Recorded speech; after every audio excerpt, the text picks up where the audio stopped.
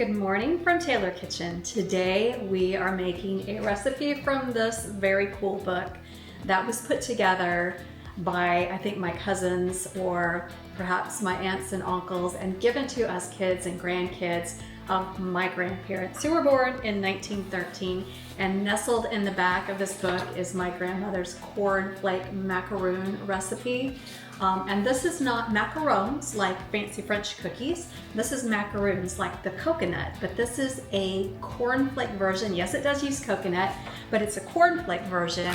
My guess on that is this is a Depression era recipe, and probably cornflakes were cheaper than coconut, so they were kind of using a little bit of coconut and kind of filling the gaps with the cornflakes that were less expensive at the time. But it's a very unique recipe, and it starts with whipping egg whites. Super simple. Starts with whipping egg whites, and I'm doing this in my stand mixer just to save me some time. So I'm going to be whipping 2 large egg whites in here until they come to stiff peaks. And while that's happening, I'm going to add in a 1/3 cup of coconut sugar. Now my grandma's original recipe calls for a cup of sugar, and I'm always trying to TaylorKitchenize things and makes it a little bit healthier. And this recipe is naturally gluten-free. So let's progress with whipping up these egg whites, because that's probably what takes the most amount of time. Hey there, if you haven't yet, please subscribe and turn on notifications to our YouTube channel at TaylorKitchen5226 and leave a comment. We would love to hear from you.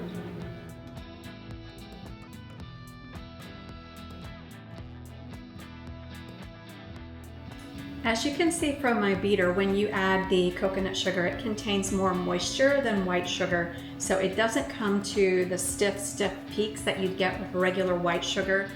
But I do love the flavor and the color that coconut sugar adds, and it's lower on the glycemic index. It's not bleached, better for you. And so at this point, I need to add in just a little bit of vanilla. I'm gonna give it just another quick mix. Then the rest of this is just a super quick mix together of all these ingredients with these whipped egg whites, which is a cup of shredded coconut. Now the original recipe calls for sweetened coconut. I'm using unsweetened, want to keep these as low sugar as possible. And then the cornflakes, keeping this gluten-free. And then there's a little bit of chopped nuts of your preference. I'm using pecans. Pecans are actually loaded with antioxidants. You probably wouldn't think that, but they are. And super healthy fats. And you can see the texture of this batter. It's just almost like a, I don't know, one of those crumble cookie kind of things. And those egg whites are gonna hold it together so nicely. Wow. I'm liking this a lot so far. Then I just take my cookie batter, cookie dough, and kind of mound it up onto my baking sheet. They won't spread. Oops. Any little bits escape, just put them right back on the cookie.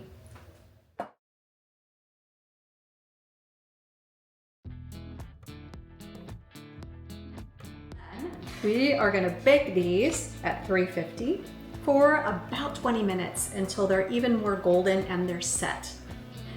These are out of the oven and I've let them cool, and they are perfect just like this. The crunch from these is so amazing. But let me show you an additional step you can do if you want to.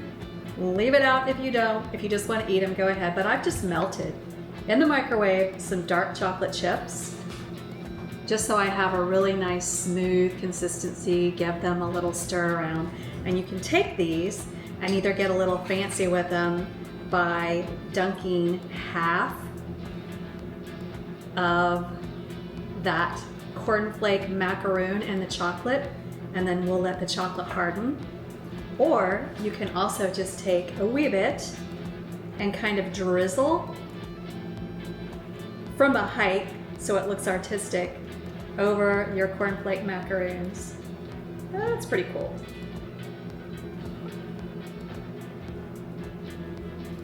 But I have to dig into one. We'll do the smallest one. The crunch from this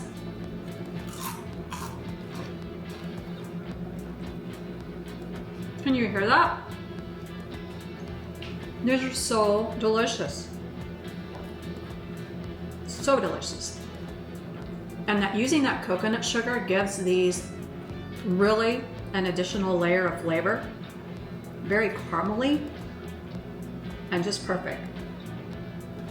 Nice sweet. Coconut, even though it wasn't sweetened, coconut is naturally sweet. So I say these are a 2 thumbs up. I think my grandmother would like them too. So check out the simple recipe. It's on tkfoodie.com.